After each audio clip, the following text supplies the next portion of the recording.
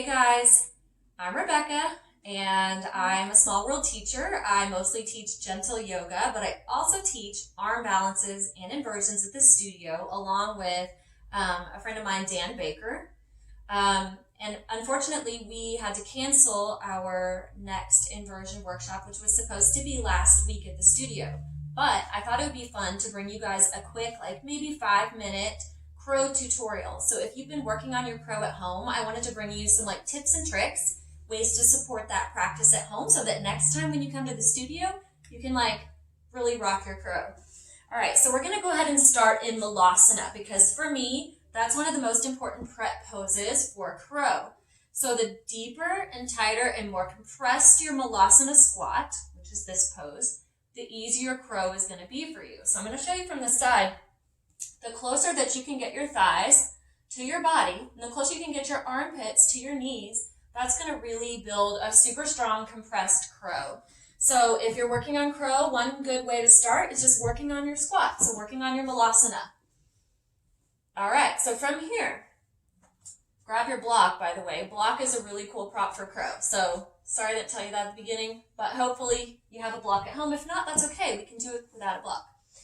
From here, this is what I like to call kind of crow prep rocks. So we're going to go ahead and start to bring the weight forward into our hands, and then just bring your knees as close to your armpit as you can. Rock your weight forward, gaze comes forward, come back down. Rock forward, keeping your knees glued up into your armpits, come back down.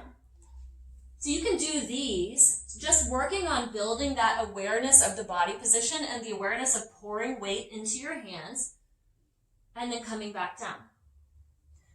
Hands for crow, you really want to press in to the base of your fingers and also grip the mat with your finger pads. Your finger pads are your brakes that are going to keep you from face planting coming forward. So digging in with your finger pads, where it's going to send you back and help you not go forward.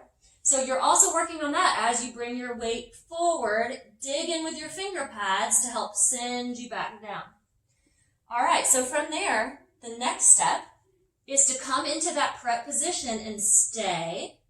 Think about cat back, so puffing up through the upper back, gripping with your finger pads, and now 1 foot at a time, squeeze your heel to your bottom.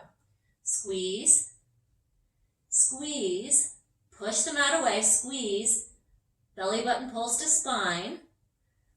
You're basically in a crow. You're just getting used to bearing that much weight in your hands. And you're squeezing your heels to your bottom. So that's a lot of work. Even though I'm not in crow, that's a lot of work. My gaze is about a foot, half a foot in front of me on the mat. Making like a triangle with my gaze and my hands. All right, next step. Maybe you're ready to try crow, but you want a little bit of a safety net. So we're going to place this block here. Go ahead and get your knees high in your armpits. Come up to your tippy toes. We're going to come forward and place our forehead down on the block. And then see if you can squeeze both feet up to your bottom.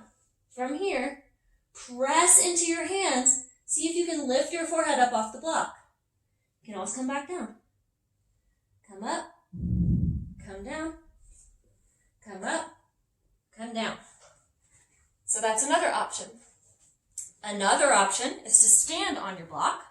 So toes on the block, knees come high into the armpits, get into your prep position, grip the mat, lift your hips high, squeeze, puff up your upper back, and then maybe float your feet up off the block so you have less distance to bring your feet up.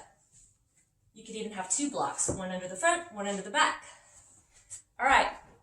So if you're already pretty solid with crow, maybe you want a little extra challenge.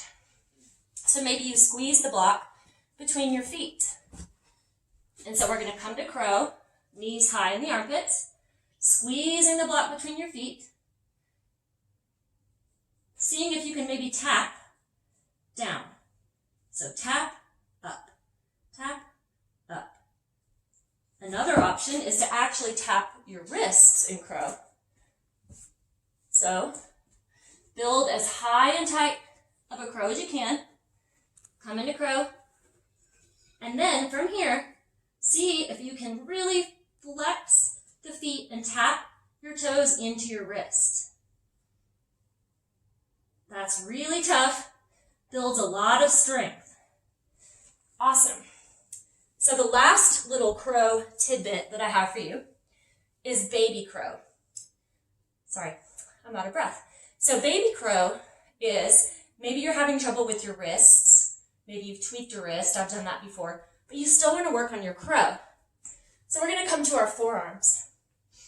So we're going to go ahead and make sure that we have a nice stable distance. So we're going to grab opposite elbows, place them on the mat, fan our hands out, keeping the elbows in the same place. There we go. So from here, come up on your toes. Then we're going to bring our knees in to our armpits. And this is a really small little compact pose, but we're going to squeeze our heels towards our bottom, pressing the mat away. So again, we're going to go ahead and make sure that our forearms, we really want our elbows stacked under our shoulders. From here, lift your hips high, bring your knees in your armpits, squeeze.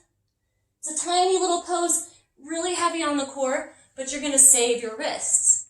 So maybe try both. Try crow and baby crow. So baby crow is also just a really good way to work your compression, which is that tight, compact shape. So again, like it's going to require more core for baby crow, but you definitely have less distance to fall. So maybe it's less scary. If you fall from here, you're just going to slide down to the ground, less distance to fall. So give it a try. Let me know if you have any questions, any requests for any other arm balances, and I hope to see you guys at a workshop soon. Have a great day.